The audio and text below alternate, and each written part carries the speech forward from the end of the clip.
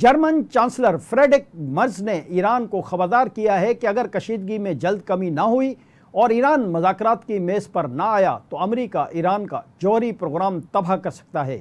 ایک T V interview میں Frederick مرز نے کہا کہ اسرائیلی فوج کے پاس ایرانی جوہری پروگرام تباہ کرنے کی صلاحیت ہے، نہ مطلوبہ ہتھیار، لیکن امریکہ کے پاس یہ صلاحیت اور ہتھیار موجود ہیں۔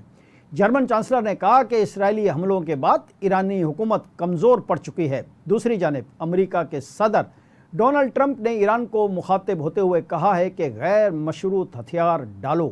اس سے قبل ٹرمپ نے کہا تھا کہ ایران کے ساتھ بات چیت کے موڈ میں نہیں ہے۔ وائٹ ہاؤس میں امریکی قومی سلامتی کونسل کا اجلاس ہوا جس میں اہم فیصلے کیے گئے، تاہم اس کی تفصیل ابھی تک سامنے نہیں آئی۔ امریکہ کا کہنا ہے کہ ایران کے پاس اچھے فضائی ٹریکرز اور دیگر دفاعی ساز و سامان موجود تھا، لیکن ایران کا ساز و سامان امریکی سامان کا مقابلہ نہیں کر سکتا۔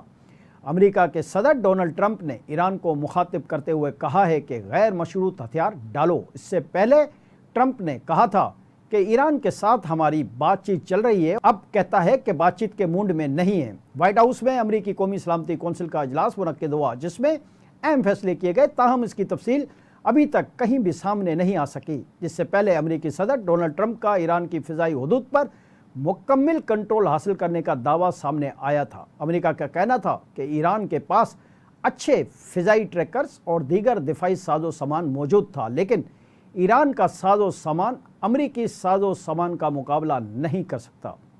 امریکی صدر نے کہا کہ کوئی بھی امریکہ سے اچھا سامان نہیں بنا سکتا۔ انہیں معلوم ہے کہ ایران کے نام نہاد سپریم لیڈر آیت اللہ خامنئی کہاں چھپے ہوئے ہیں، وہ ایک آسان ہدف ہے۔ فی الحال ایرانی سپریم لیڈر کو قتل کرنے نہیں جا رہے۔ امریکی قومس پر کہنا تھا کہ ہم نہیں چاہتے کہ میزائل شہریوں یا امریکی فوجیوں کو نشانہ بنائیں، ہمارا صبر جواب دے رہا ہے۔